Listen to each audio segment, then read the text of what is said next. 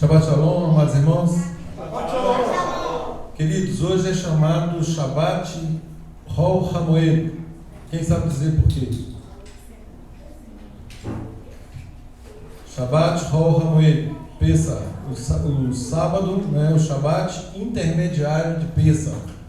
Então, hoje, como nós sabemos, né, nós estudamos aí ao longo do ano as 54 porções da Torá. Hoje nós fazemos uma pausa nessas porções sequenciais e estudamos o assunto relacionado a Pesach. Então, hoje no mundo inteiro também estamos estudando essa porção relacionada exclusivamente a Pesach. A referência é Shemot, Êxodo, capítulo 33, versos 12 até o capítulo 34, verso 26. Também em Vaikra, Números, capítulo 28, 16 a 25. Em Ezequiel, a famosa passagem do Vale dos Ossos Secos, capítulo 37, 1 a 14. E na Brit Hadashah, Lucas 24, que tem a ver com a ressurreição, né, inaugurada aí por Yeshua. Então, queridos,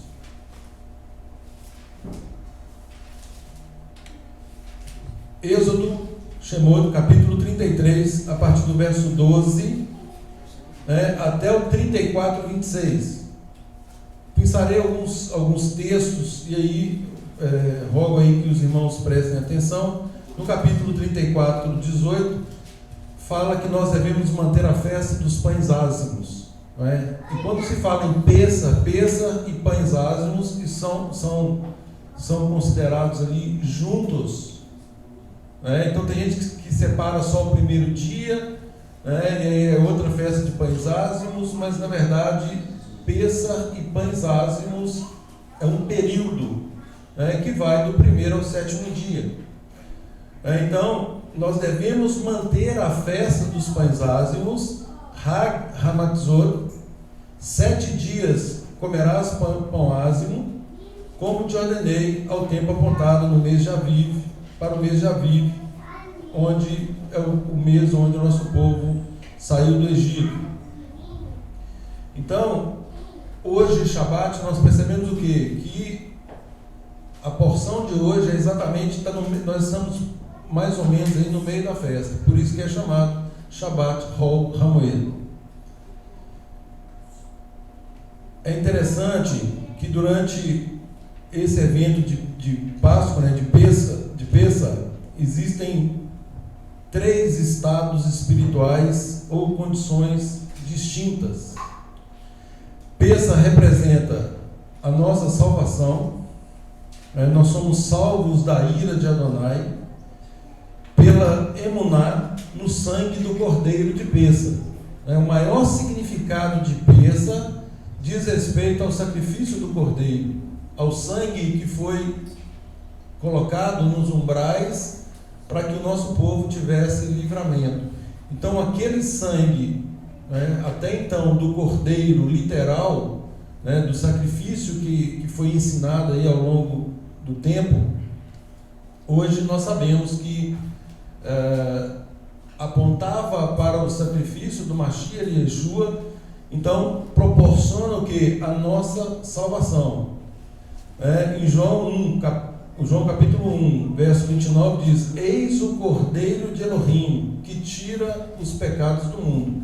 Então hoje o nosso Cordeiro é o Mashiach e Yeshua. Então ele foi morto em Pesach como perfeito cumprimento do Cordeiro que salvou o nosso povo naquele momento. E em Êxodo 12, verso 13 diz: vendo eu o sangue, esse sangue que foi aspergido ali, passado nas portas, né, passarei por cima. Passar por cima é exatamente o significado de Pesach. Com relação ao pão sem fermento, né, chamado aí, conhecido como matzah, ou pão da aflição, tem um significado de santificação. santificação. O matzá é totalmente desprovido de fermento, né? Ele não passa pelo processo ali da fermentação. E aí nós sabemos que tem aqueles minutos, né, que são quanto tempo? 18 minutos, né, entre o momento que prepara ali, que molha a massa, até o momento de tirar do forno, não pode ultrapassar 18 minutos.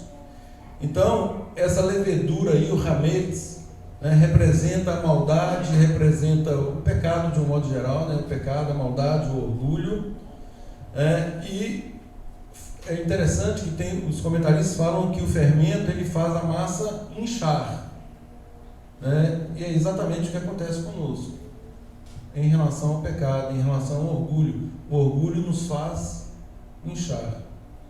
E aí vem Rabino Shaul lá em 1 Coríntios, ele diz: não é boa a vossa jactância. Jactância é orgulho, é soberba, arrogância, então isso não é bom. Rabino Shaul fala: isso não é bom, isso é fermento. Enche de nada, né, Deus? Enche de? Nada. De nada, exatamente. Não sabeis, prossegue o texto, não sabeis que um pouco de fermento faz levedar toda a massa? Alimpai-vos, pois, do fermento velho, para que sejais uma nova massa, assim como estáis sem fermento, porque o Mashiach, o ungido de Adonai, que é a nossa peça, foi sacrificado por nós. Ou seja, aquilo que nós falamos, por um só homem entrou o pecado no mundo. Qual homem? Adão. Por um só homem o pecado é retirado do mundo. Qual homem? Pronto. Mashiach, Yeshua. Então, queridos, hametz está intimamente ligado com a palavra hebraica hamutz, que significa também azedo. Ou seja, o fermento é um agente ácido, é aquilo que causa amargura na nossa vida. E aí a palavra também nos adverte, né, para nós não deixarmos brotar em nós nenhuma raiz de amargura. Agora é interessante, queridos, que a única, não existe outra, a única forma de não deixar brotar raiz de amargura é obedecendo um princípio absoluto da palavra, que se chama andar na luz. Se nós, falei isso outro dia, né? Se nós cumpríssemos só esse mandamento, nós não teríamos era zero problema de relacionamento. Andar na luz. O que é andar na luz? Sinceridade, sincera, né? Sincera, sem maquiagem, sem hipocrisia, né? Ser sincero, ser honesto, ser íntegro, amar de verdade. E é interessante que essa semana, na contagem de homem, nós estamos aprofundando o conceito de amor. Não o amor platônico que nos foi ensinado, mas o verdadeiro amor que brota do coração do Eterno. O amor que se importa com o outro, não nos seus aspectos emocionais apenas, mas como um ser humano como um todo, né? E principalmente atingindo ali o próprio futuro espiritual dele. Então esse é o amor que nós temos que encarar. Eu falava agora há pouco com um irmão o propósito do casamento, né? Porque tem gente que acha que casamento é para ser feliz, não sei o que. Não, o propósito do casamento é esse relacionamento onde dois se tornam um, mas ajudando o outro a andar nos caminhos de Adonai. Não tem outro propósito. Tanto é que qualquer rusga, qualquer mal entendido ali faz uma ruptura que muitas vezes até nos atrapalha ou nos impede de uma comunhão plena com os irmãos e de uma comunhão plena com o nosso Pai. Então, mas se há um preceito, o mandamento de andar na luz, ó querida, eu não gostei da forma como você falou, como você colocou isso, né? Ai, me perdoe, né? Eu não tive essa intenção. Pronto, está resolvido. Ó, meu irmão, né? Você fez isso e isso, eu entendo que não está correto e tal. Não, mas deixa eu te explicar. Explicou, pediu perdão, corrigiu, coloca uma pá de cal e segue. A palavra diz que o Eterno, Ele perdoa os nossos pecados e faz o que com eles? Mar do esquecimento. O Eterno não se lembra mais desses pecados. Então não existe esse negócio, né, de que eu perdoei o irmão e aí passa 1 mês, 2 meses, eu jogo na cara do irmão e falo, mas outro dia você fez aquilo. Ué, mas você não me perdoou? Isso, se isso acontece, isso é raiz de amargura. Ficou uma raiz para trás. Ficou algo não consertado. E isso é um perigo no nosso meio. Por isso, Rabino Shaul fala de celebrar esta festa com os ázimos da sinceridade e da verdade. Vamos tirar todo o fermento da nossa vida. E isso, queridos, não existe outra forma de praticarmos os princípios de Adonai senão dentro do corpo. E uma parcelinha desse corpo começa na nossa casa. É lá que é o verdadeiro laboratório. É lá na nossa casa que inicialmente, o nosso cônjuge verá, assim como nós também olhamos para o nosso cônjuge, para saber se efetivamente eu estou vivendo a palavra de Adonai ou se o meu cônjuge está vivendo a palavra de Adonai. E é o primeiro lugar que nós temos que amar a tal ponto de que se tiver algo enviesado, torto, termos a hombridade, não vou nem dizer coragem, a ética, a hombridade de falar com o cônjuge ou com o filho. Então, colocando tudo às claras, ser transparente. É esse princípio que vai evitar qualquer raiz de amargura no nosso coração. Nós muitas vezes interpretamos as coisas pelo que vemos e nem sempre as coisas são dessa forma. Interessante, ontem eu assisti um comercial que eu acho que vale a pena para ilustrar isso que eu estou falando. Um rapaz chegou ele comprou um lanche, um pacote de biscoitos, e ele sentou-se num banco da praça, só que ao sentar-se, ele colocou a pasta dele em cima do pacote de biscoito. E quase que concomitantemente chega um outro rapaz e se assenta ali também com o mesmo pacote de biscoito. E ele coloca o pacote de biscoito em cima dessa pasta. E aí ele começa, esse primeiro que achando que era dele, ele começou a comer. E aí o outro rapaz começou a comer também, ele olhou com cara feia para ele assim, tipo assim, você está comendo meu biscoito? E eles continuaram comendo até o último pedaço, e o segundo que chegou no último pedaço, que seria dele, na hora de pegar ali, ele pegou, ele quebrou e dividiu com ele. E aquele rapaz ficou meio bravo ali, porque ele pensava que estava comendo, que o rapaz estava comendo o biscoito dele. E aí nisso ele se levanta e vai embora, aí na hora que ele se levantou e foi embora, que ele levanta a pasta, o biscoito dele, a bandejinha de biscoito dele estava intacta. Ou seja, foi ele que comeu o biscoito do outro e não o contrário.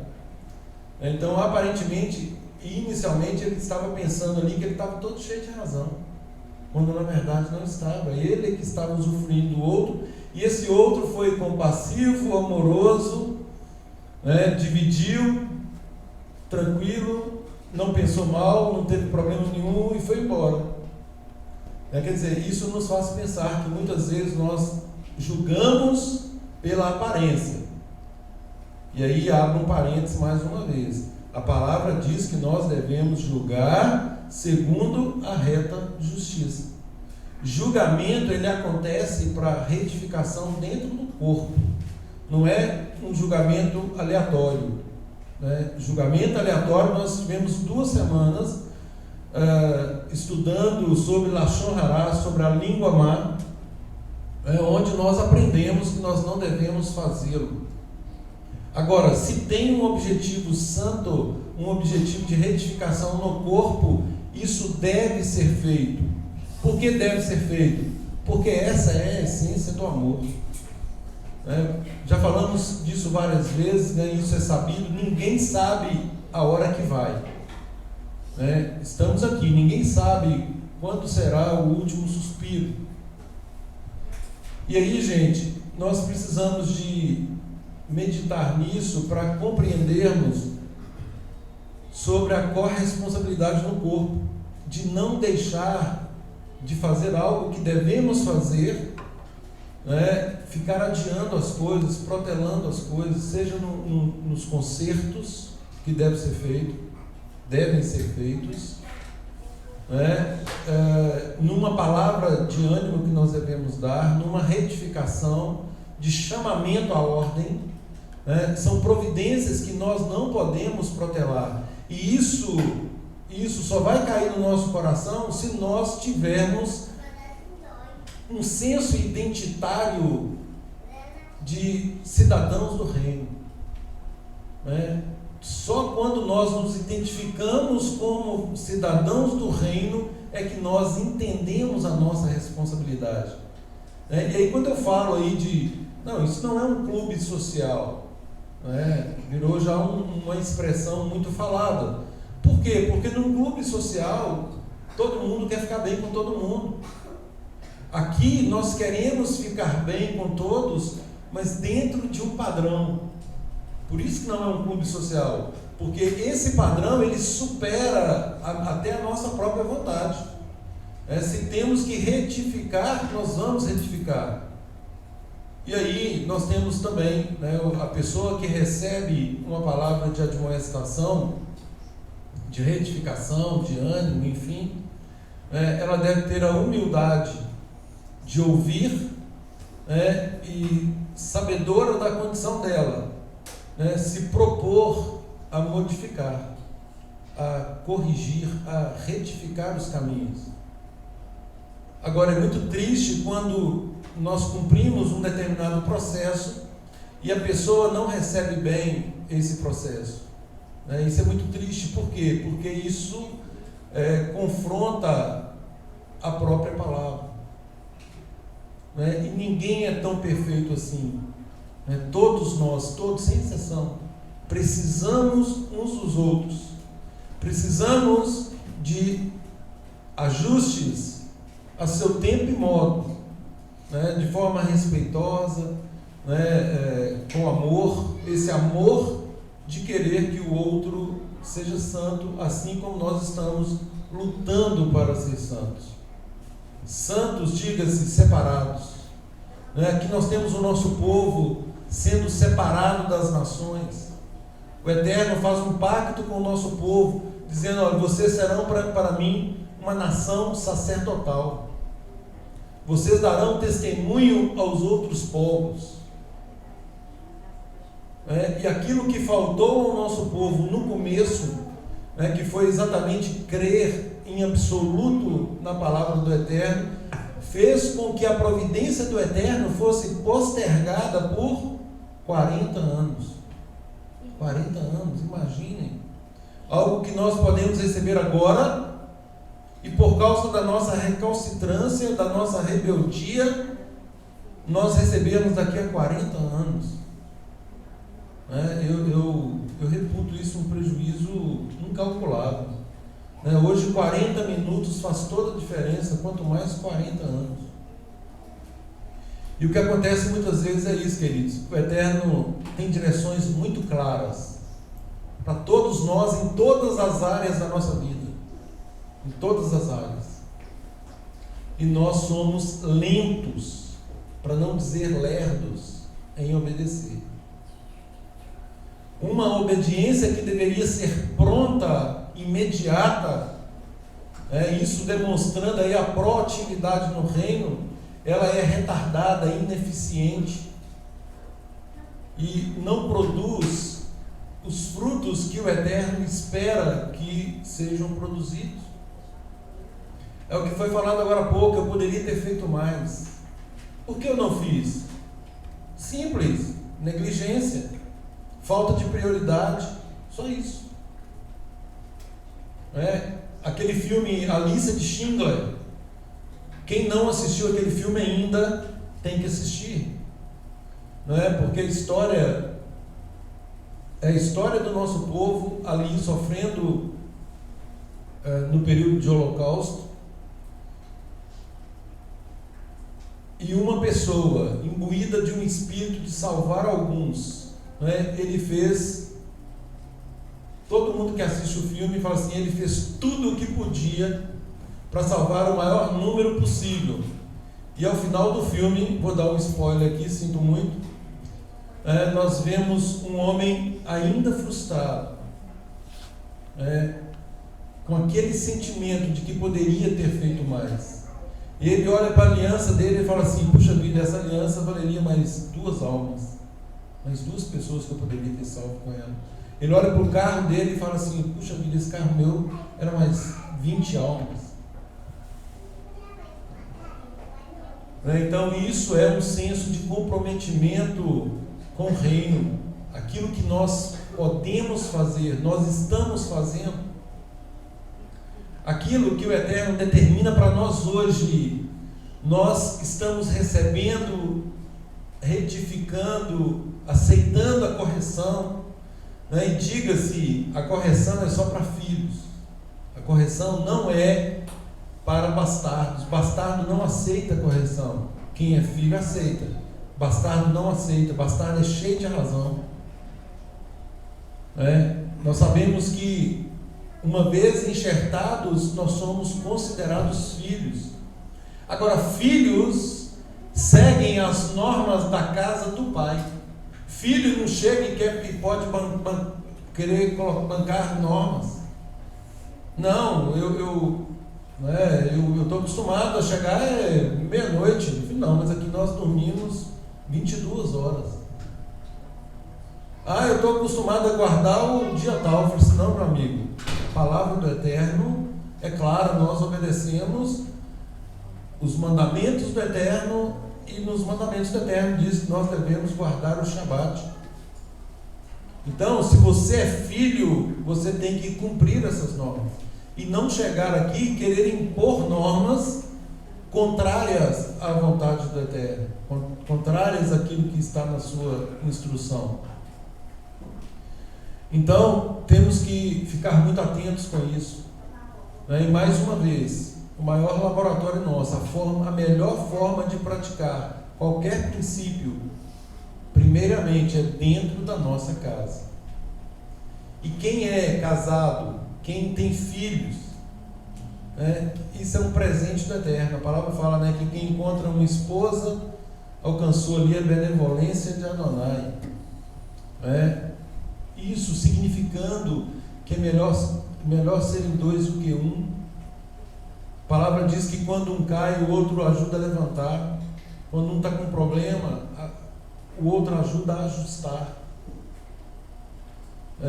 E aí, nessa convivência entre acertos e erros, vai ocorrendo um alinhamento dentro do padrão estabelecido pelo Eterno. E com nossos filhos é a mesma coisa. O Eterno nos permite ter filhos, e nós olhamos para a carinha deles assim e falamos assim, olha, não é que ele se parece comigo? É a cara da mãe ali, o menino ali, a menina, para você ver. O Eterno, ele dá esse gostinho para nós, de uns tracinhos da mãe, uns tracinhos do pai, para nos mostrar o amor que ele tem por nós, enquanto filhos dele, para que nós também amemos os nossos filhos. Agora, fazendo o quê? Olha o chamar, inculcando na mente dos nossos filhos todos os princípios tão caros, e é tão caro que Yeshua compara a um homem que acha um tesouro no campo.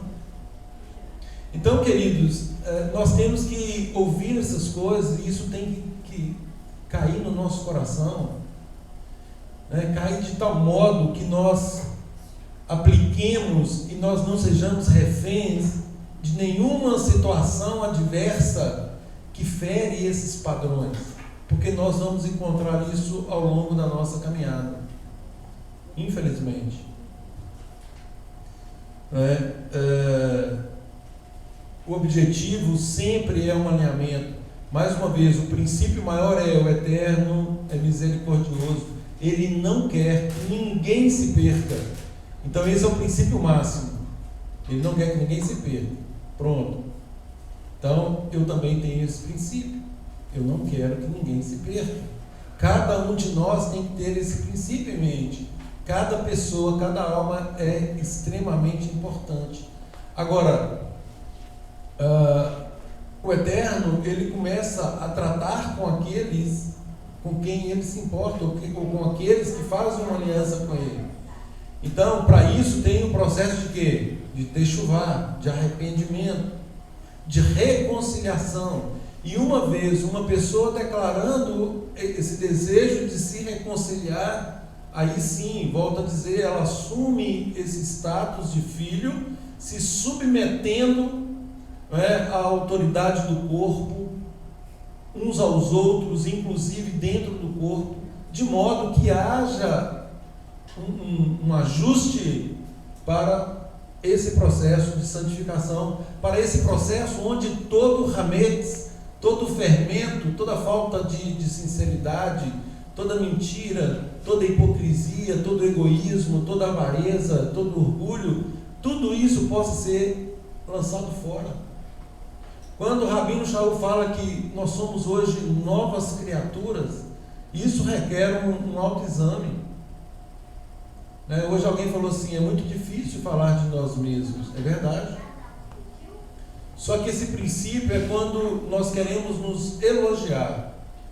Fala assim: pô, eu sou bom, eu sou um cara assim, eu sou um cara assado. E eu começo a me vangloriar. Isso a palavra veda, ela proíbe. Mas a palavra incentiva o autoexame. Inclusive em Peça, falei do versículo mais sério de toda a Escritura: examine-se, pois, o homem a si mesmo. Examine-se, pois, a si mesmo. E após esse autoexame, é aí que ele se habilita ou não para participar de Peça.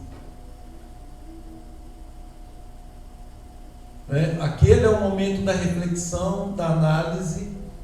Eu tenho alguma coisa aqui que eu preciso corrigir, eu tenho que naquele momento partir para a correção. Por quê? Porque eu não seria insano de participar de uma cerimônia de Peça, ainda que estejamos fazendo simbolicamente, por conta de algumas restrições que a própria Torá determina.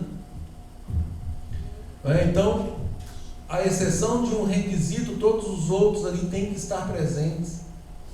E aí, fazer essa autoanálise, corrigir o que tiver que ser corrigido,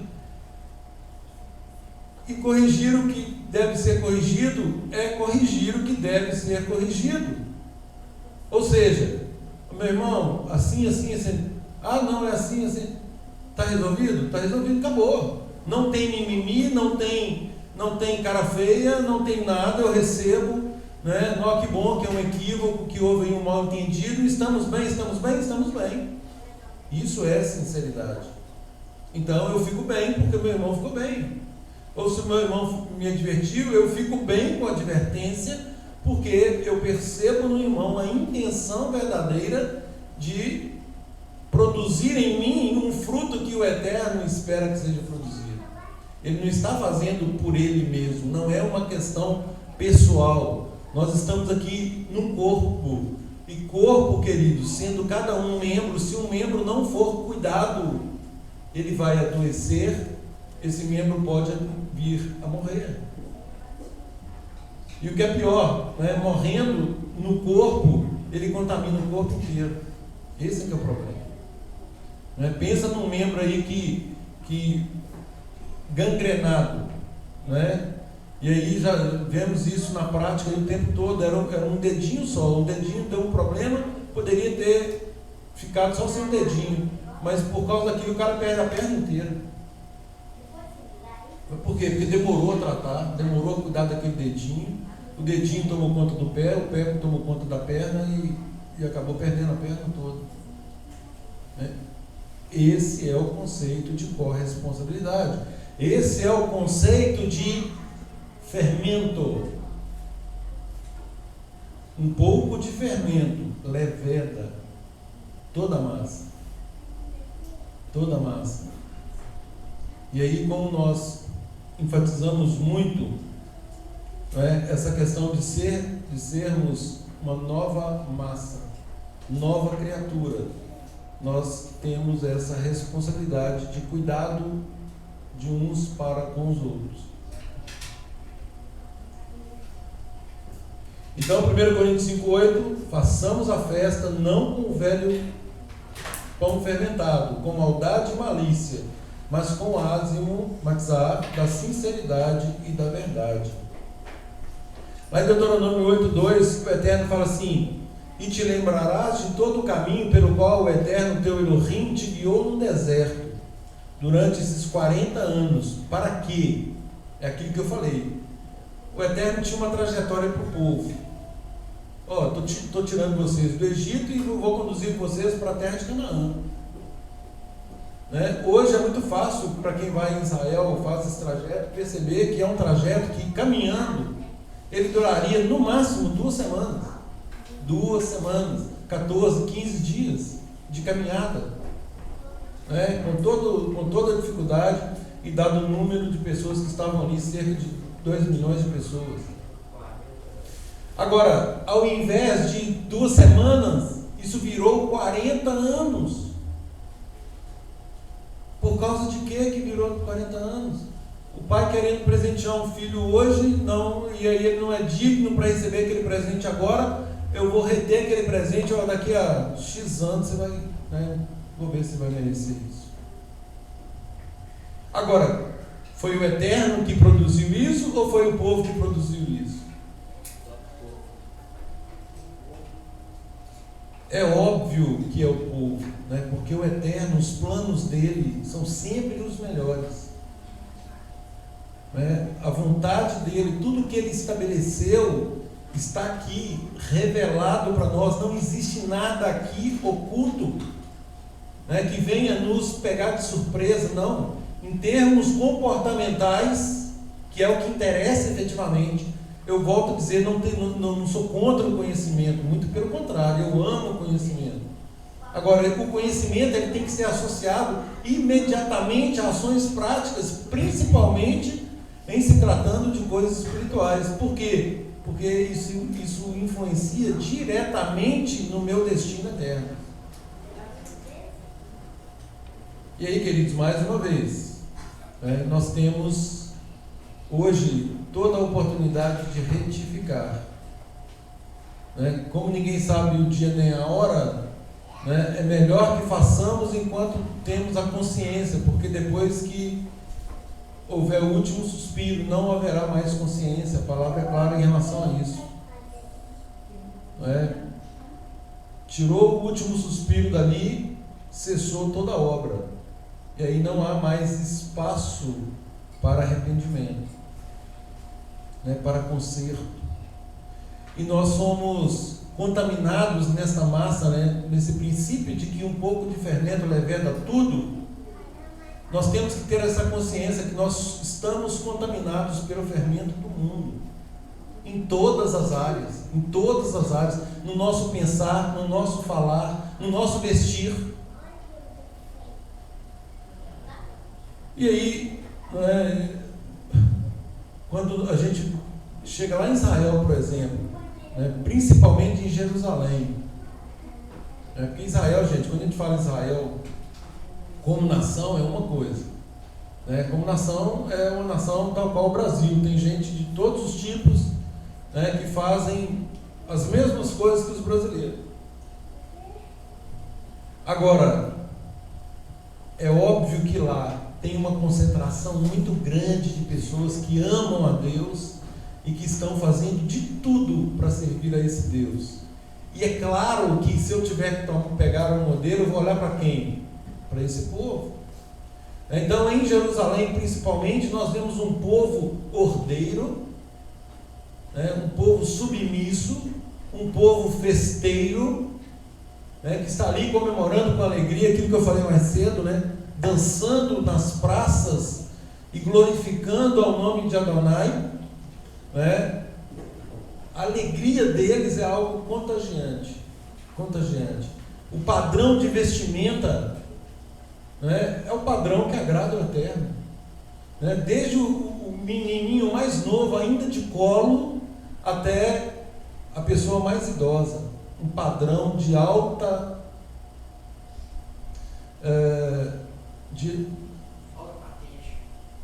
um padrão de decência, um padrão e ao mesmo tempo de modéstia. Não é algo assim para se exibir, mas uma roupa extremamente adequada. E aqui não, aqui no Ocidente nós fazemos tudo às avessas. Quando se vai ao fórum, se a pessoa for com uma roupa qualquer, ela não entra, então ela vai muito bem vestida. E muitas vezes não observamos isso onde devemos observar. Eu estava lendo os comentários dessa porção de hoje, ele falando da especialidade do Shabat Hol HaMoed, que é um Shabat mais especial ainda, onde se preocupa ainda mais em vestir a melhor roupa, em se apresentar melhor diante do Eterno, onde os louvores são feitos de uma forma muito mais intensa. A partir do momento que entramos aqui, nós nos concentramos para louvar, para adorar o nosso Criador. Então é um Shabat especial, onde nos lembra tudo isso, que nós estamos em meio à festa de Pêssach, pães ázimos, falando de fermento. E obviamente, quando nós falamos de fermento, nós estamos concentrados, na verdade, em extrair esse fermento, em nos purificarmos. O objetivo é a purificação.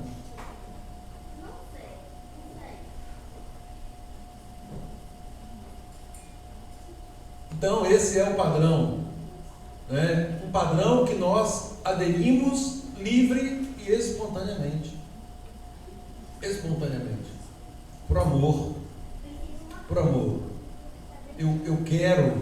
Eu quero amar o Eterno.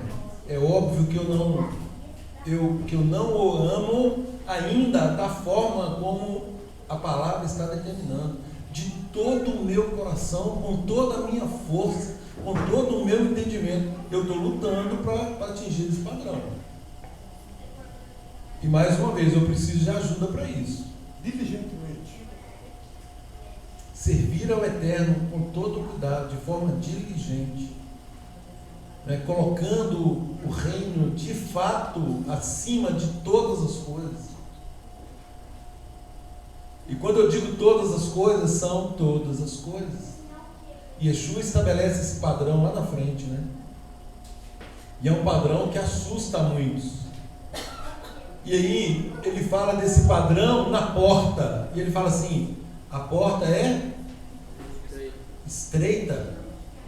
Yeshua não apresenta uma porta larga. Não, você pode vir aqui, vem com toda essa muamba aí, e no caminho você vai se desvencilhando disso. Não. Na porta. Ele apresenta uma porta estreita. E ele é muito claro, ao dizer que aquele que não renuncia a tudo quanto tem, não pode ser seu discípulo. E nós sabemos que se não formos discípulos de Yeshua, nós estaremos fora do reino, porque ele é que promove a reconciliação, essa ligação.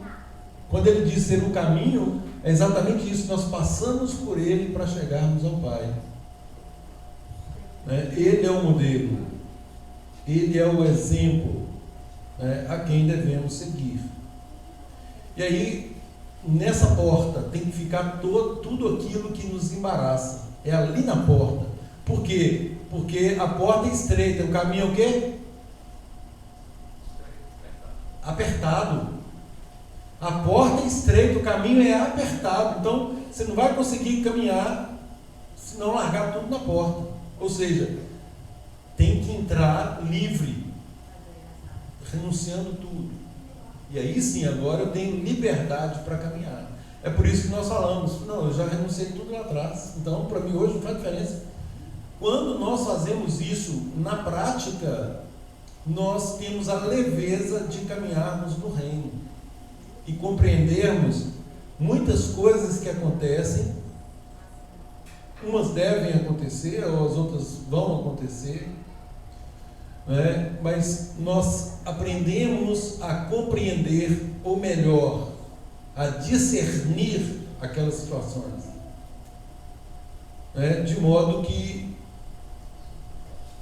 nós vamos progredir na nossa caminhada. Aquilo vai ser um embaraço momentâneo, mas a gente consegue prosseguir. E ao contrário, se nós não nos desvencilharmos de todo esse fermento que acometeu toda a nossa maneira de viver, nós teremos muito mais problemas nessa caminhada ao passar por essa porta estreita e por esse caminho apertado. É por isso que Rabino Shaul diz, não vos amoldeis a esse mundo, mas transformai-vos. Primeiro, renovação da nossa mente. Tudo começa na mente, tudo, tanto a coisa boa quanto a coisa ruim. Se pensar numa coisa ruim, você já pensou, aí você começa a maquinar e aquilo vira um verdadeiro caminho do pecado, Então você já vai fazendo ali, tecendo elucubrações até a consumação do pecado. E o padrão de santidade é a mesma coisa. Não, eu quero ser santo. Bom, o que eu tenho que fazer para ser santo? Eu tenho que eliminar isso, eu tenho que eliminar aquilo. A minha maneira de falar, eu falava sobre isso hoje no café ali. Nós acordamos e, não raras as vezes, nós temos alguém com quem conversar. Primeiro tem a nossa conversa com Deus, é claro, mas temos sempre uma companhia ali para conversar. O que nós estamos falando está edificando. Nós já começamos o dia falando palavras de ânimo, de conforto, de amor, de retidão, ou nós estamos simplesmente jogando palavras ao vento? E aí, então é a nossa maneira de pensar, a nossa maneira de falar, a nossa maneira de agir, o nosso proceder diário, tudo isso precisa ser alinhado com esse padrão de excelência que já nos foi apresentado. E isso independe de conhecimento. Isso independe. Eu falava outro dia com um irmão, Baruch Hashem, que o Eterno seja louvado, sempre louvado, porque o reino de Deus é para todos. Há um sentimento ali de colocar todos na mesma condição de servir. Então, não é porque tem um mais capacitado do que o outro intelectualmente que o menos capacitado ficará prejudicado. Não, no reino não funciona assim. No reino, todos são iguais. Todos são iguais. O que vai determinar se de fato a pessoa é filha, se vai se tornar um filho de Elohim, será o grau de dependência e obediência dessa pessoa para com o Eterno. E aqui, queridos, mais uma vez essa palavra dependência, o Eterno tratando com o nosso povo, saindo do Egito. Te lembrarás de todo o caminho pelo qual Adonai teu Elohim te guiou no deserto esses 40 anos para te humilhar, olha aí, e te tentar. Te tentar aqui é te provar.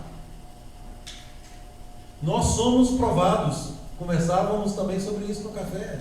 O tempo todo nós temos diante de nós duas opções: fazer a vontade de Deus ou fazer a nossa vontade. Você vai fazer a vontade de Deus ou fazer a sua vontade? Vontade de Deus ou a sua vontade? E não raras as vezes nós optamos por fazer a nossa vontade. E aí, queridos, o que começa errado não tem como dar certo.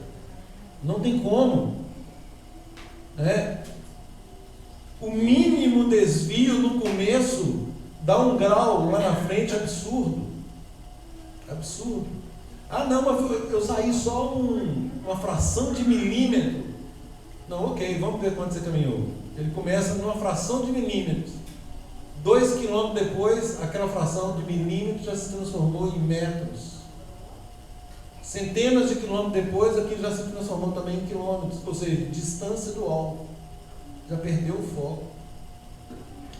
Então, somos tentados, provados. Quando somos provados, quando alguém faz uma prova aí, seja ela de concurso, de faculdade, qual que é o objetivo de fazer a prova? Exatamente. Obter a aprovação.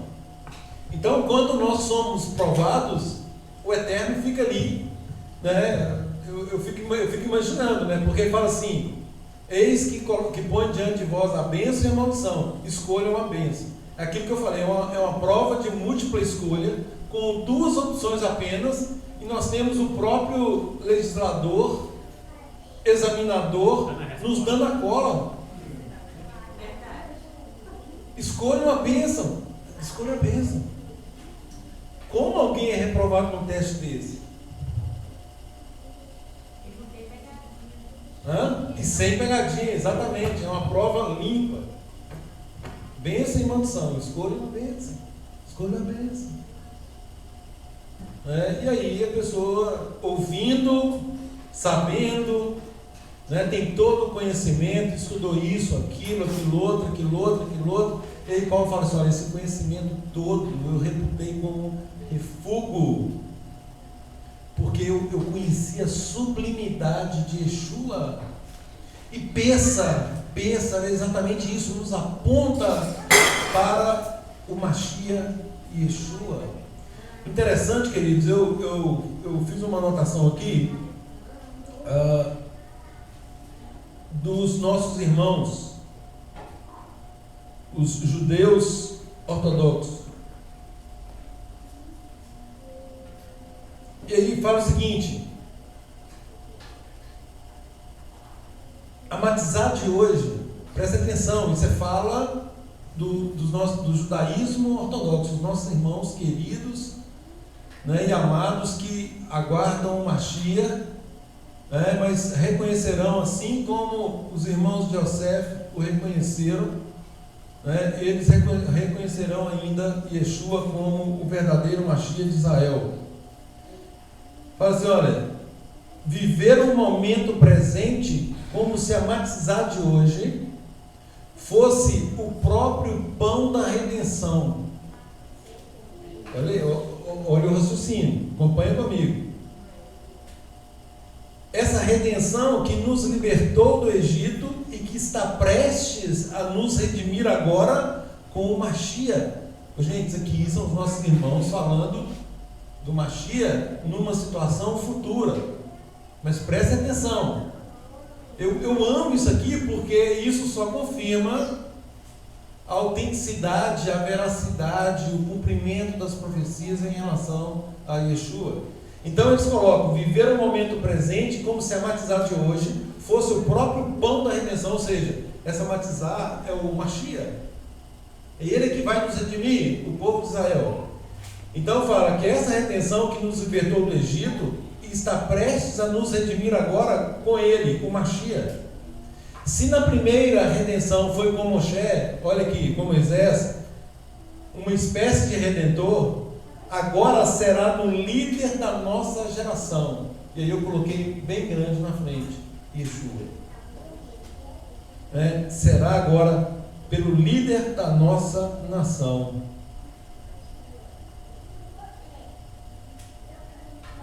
E aí eles terminam assim: como o Mashiach poderia ser anunciado?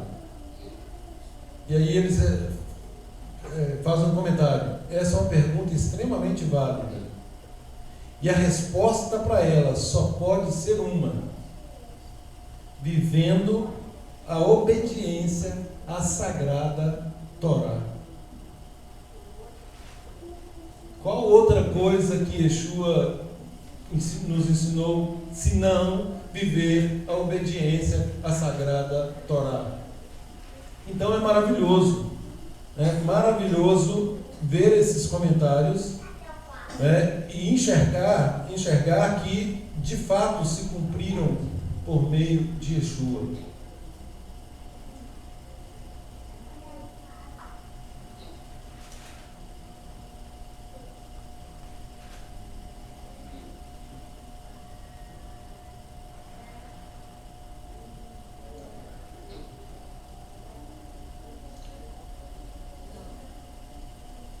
A Haftará, queridos, lá de Ezequiel, que fala dos ossos secos, o verso, só destaquei um verso. Verso 11 do capítulo 37. Esses ossos secos que representam toda a casa de Israel. O verso diz: os nossos ossos se secaram e pereceu a nossa esperança. Nós estamos cortados. Leia para mim a sequência aí, o Thierry, por gentileza. Do verso 11. Então ele me disse: filho do homem, esses ossos são a casa inteira de Israel. Eles estão dizendo: nossos ossos estão secos e nossa esperança acabou. Fomos completamente eliminados. Portanto, profetize a eles o seguinte: assim diz o soberano Senhor Adonai: vou abrir as suas sepulturas e os levantarei das suas sepulturas. Ó meu povo, e vou levá-los à terra de Israel. E vocês terão de saber que eu sou Adonai, quando eu abrir as suas sepulturas e os levantar das suas sepulturas, ó meu povo. Porei em vocês o meu espírito. Olha aí, o Rua. Vocês voltarão a viver, e eu os estabelecerei na sua terra. E vocês terão de saber que eu, Adonai, é que falei e fiz isso, diz Adonai. Então, queridos, só confirma as promessas do Eterno. Seca-se a erva e murcha-se a sua flor, mas a palavra do Eterno permanece para sempre. Adonai fez uma aliança com o nosso povo. Essa aliança ela é eterna. O remanescente do nosso povo será salvo. O remanescente. O que significa isso? Quem sobrou? Os aprovados. O remanescente são os aprovados.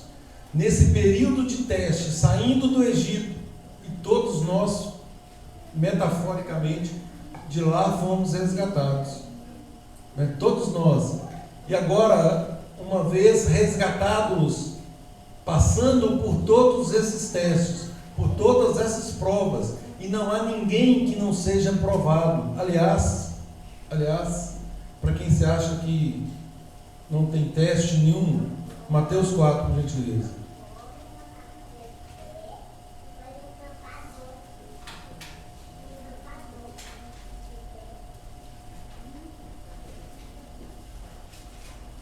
Mateus 4, já estou finalizando.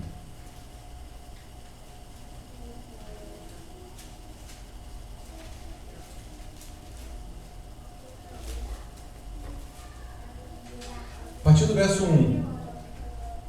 A seguir foi Yeshua levado pelo Rua HaKodesh ao deserto. A outra coisa, estudando para essa porção, mais um comentário que me chamou a atenção, e aí eu vou deixar os irmãos raciocinarem acerca disso. Quando nós falamos Yeshua HaMashiach, o que significa literalmente? Yeshua, o Messias. Então, Yeshua HaMashiach. É artigo, ok. Então tá, agora vamos lá.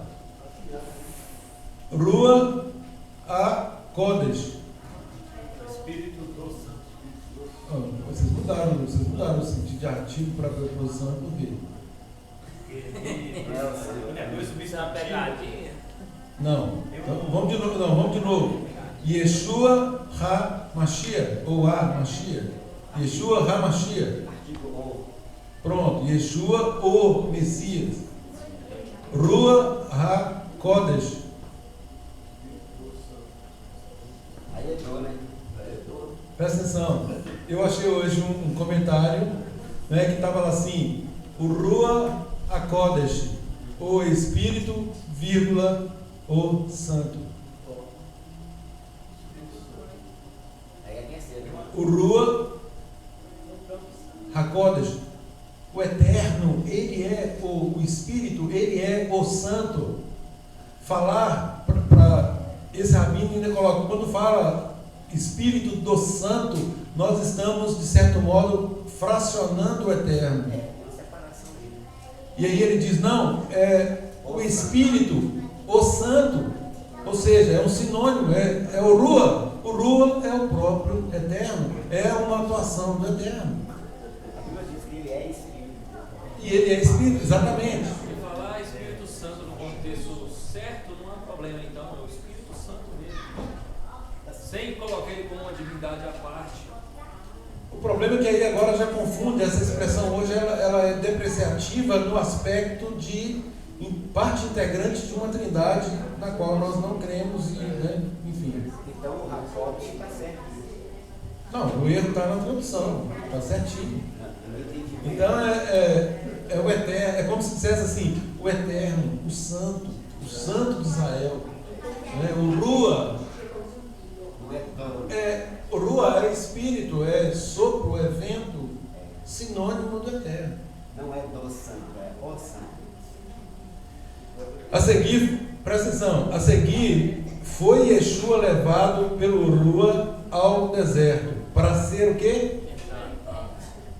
Pelo adversário. Na verdade, aqui o termo correto seria ser provado, tá? Ser provado pelo adversário. Aí, depois de jejuar 40 dias e 40 noites, ele ficou, gente, quanto tempo? 40 dias e 40 noites. Nosso povo ficou 40 anos sendo provado no deserto. Yeshua já fica aqui 40 dias. Isso é existe aí também uma equiparação desses números pela gematria, que é muito interessante. Depois nós podemos falar sobre isso. Então, depois de jejuar 40 dias e 40 noites ter fome. Então o acusador, aproximando-lhe, disse: se és filho de Elohim, manda que essas pedras se transformem em pães. E aí Yeshua usa a Torá em todas as respostas. Ele apresenta a palavra. Veja bem. Yeshua, porém, respondeu: está escrito, não só de pão viverá o homem, mas de toda palavra que procede da boca de Elohim. Então o adversário levou pronto, essa foi a primeira. Agora vamos para a segunda prova. Então o adversário levou a cidade santa, colocou sobre o pináculo do templo e disse: se és filho de Deus, atira-te abaixo, porque está escrito: aos seus anjos ordenará a teu respeito para que te guardem. Eles te susterão nas suas mãos para que não tropeces em alguma pedra. Respondeu-lhe Yeshua: também está escrito: não tentarás Adonai teu Deus. Pronto, segunda. Agora a terceira. Levou ainda o adversário a um monte muito alto, mostrou-lhe todos os reinos do mundo e a glória deles. E lhe disse: tudo isso te darei, se prostrado me adorares. Então Yeshua lhe ordenou: retira-te, Rassatã, porque está escrito: apenas ao Senhor teu Elohim adorarás, e só a Ele darás culto. Com isto o deixou o adversário, e eis que vieram antes e o serviram. Yeshua respondeu: apenas a mim adorarás e a mim darás culto? Não. A Deus, Adonai. Apenas ao Senhor teu Deus adorarás e só a Ele darás culto. Isso quebra toda a doutrina da Trindade. Anteriormente aqui também, ele fala que o homem não vive somente de pão, mas de toda palavra que Exatamente. de Adonai, não da minha palavra. Da Exatamente.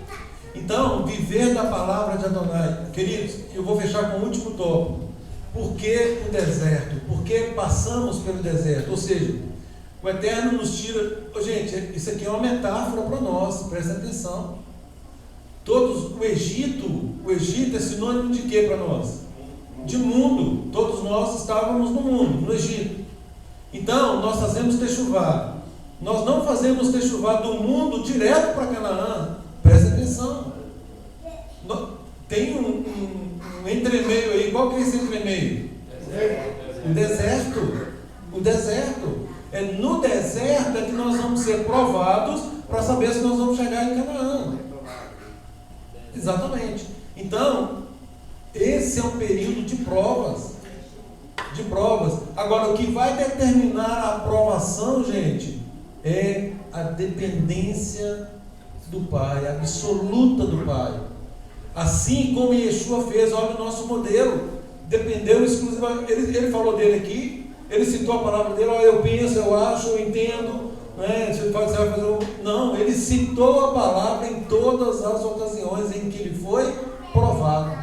A palavra e a palavra. Ou seja, essa é a espada, né? Aquela espada a qual Rabino Shaul fala com Timóteo, procura apresentar-te a Elohim como varão aprovado, como alguém que não tem do que se envergonhar, que maneja bem a palavra da verdade. É uma espada, ele tem que saber manejar essa espada.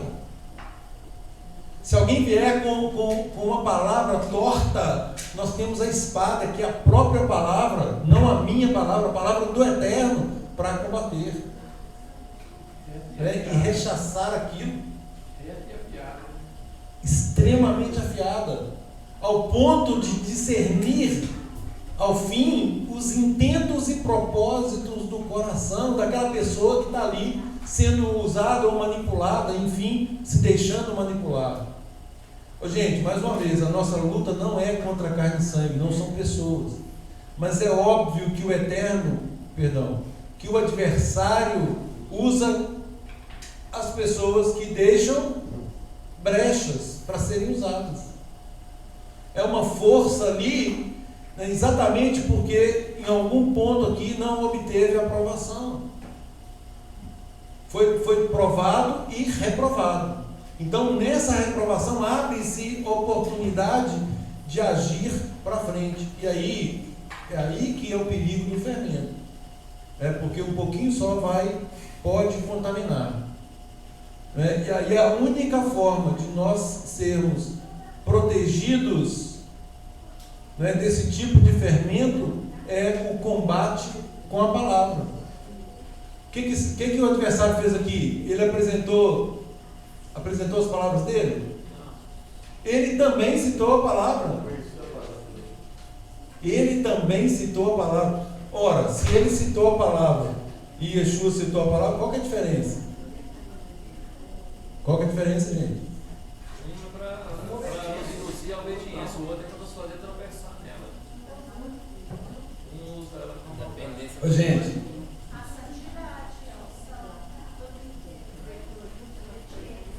a mesma palavra, olha para você ver, ele cita a palavra, só que é óbvio, a kavaná, a intenção, o objetivo era fazer com que esta mesma palavra fosse vilipendiada, violada. Ou seja, só um pouquinho, uma pitadinha de fermento que ele joga ali. Exatamente. E Yeshua foi perspicaz para discernir e jogar a palavra pura. Sofisma, né? Sofisma. Exatamente. Ele usa ali a palavra, que é verdadeira, é claro, mas coloca um pouquinho de fermento. Então esse fermento é algo aparentemente legítimo se torna ilegítimo. E aí nós temos um sofisma. Ao contrário de Yeshua, que apresenta um silogismo perfeito, ou seja, tudo está de acordo com a ordem estabelecida pelo Eterno. Só mediante o conhecimento da palavra é que a palavra nos dá discernimento para todas as situações que se nos apresentam. Queridos, que o Eterno tenha misericórdia de nós, mais uma vez, eu clamo por misericórdia. né, que Ele nos abençoe e que de fato nós possamos ser cheios do Espírito dele, né, para que andemos de modo a agradá-lo, e sobretudo quando provados, nós sejamos aprovados. Shabbat Shalom a todos.